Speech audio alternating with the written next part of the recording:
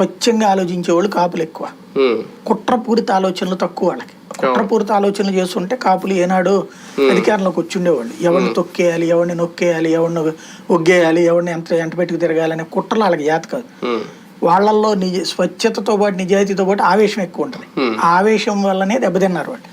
ఇప్పుడు దాన్ని ఈయన వచ్చి స్ట్రీమ్ లైన్ చేస్తాడు అనుకుంటే, ఈయన నువ్వు ఎంత బానిసగా ఉండు అంటే వర్కౌట్ కాదు కదా. 15-20 ఇస్తాడు అనుకోండి, అప్పుడు కాపులు ఎందుకు ఓటేయాలి? అదే కదా, గౌరవప్రదమైన అన్నప్పుడు 6% ఉన్నటువంటి వాళ్ళ దగ్గర ఒకటి పెట్టుకుని 14% ఓట్లు ఉన్నటువంటి కాపులకి సంబంధించి నువ్వు పక్కన పెట్టుకుని వీళ్ళకి మాత్రం నేను దాంట్లో 10వ వంతు ఇస్తానంటే అప్పుడు ఎట్టా కుదురుతుంది? ఈ వారం ఒక రకంగా వైసీపీకి జోష్ తెచ్చిన అంశం కానీ, లేదంటే ప్రతిపక్షాలను మళ్ళీ ఆలోచనలో పడేసింది times now survey.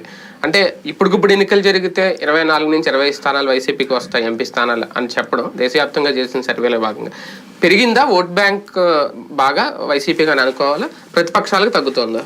Times now as of now అంటుంది అంతే, ఇంకా 4 నెలలు ఉంది కాబట్టి ఎగ్జాక్ట్ గా ఉంటుందంటే ఉండదు. ఇంకోటి అది పార్లమెంట్ స్థానాల ఆధారంగా చేసింది, అసెంబ్లీ స్థానాలది కాదు.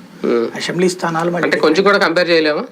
పార్లమెంట్ స్థానాలు ఇదే ఉందన్నటువంటి కాన్సెప్ట్ స్పష్టమవుతుంది దాని ప్రకారం. అంటే ఒక 10 నియోజకవర్గాలు మినిమం, లేదంటే కొన్ని దాని మీద ఒక పార్లమెంట్ నియోజకవర్గం మీద ఆధారపడి ఉంటాయి.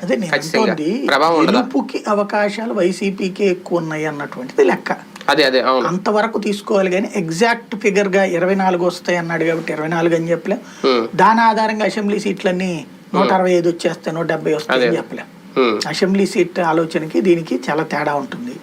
రెండో కాన్సెప్ట్ ఏంటంటే ప్రజెంట్ అయితే ఇప్పటికీ స్కోరింగ్ లో ఉంది, ఇంకా 3 నెలలు ఉంది కాబట్టి చంద్రబాబు నాయుడు, పవన్ కళ్యాణ్ పన్నే వ్యూహాల ఆధారంగా ఉంటుంది. అంటే దీని వరకు చూసుకుంటే ఓన్లీ మనం ఎంపీ స్థానాల వరకు చూసుకుంటే ఈ పొత్తు ప్రభావం అనేది లోక్సభ స్థానాల మీద కనిపించదా? ప్రతిపక్షాలకి అనుకూలంగా కనిపించదా? తక్కువే ఉంటుంది. ఎందుకంటే ఒకటి, తెలుగుదేశం పార్టీకి బలమైన ఎంపీ క్యాండిడేట్ లేరు ఇప్పుడు. అసలు ఏ నియోజకవర్గానికి ఉన్నారు?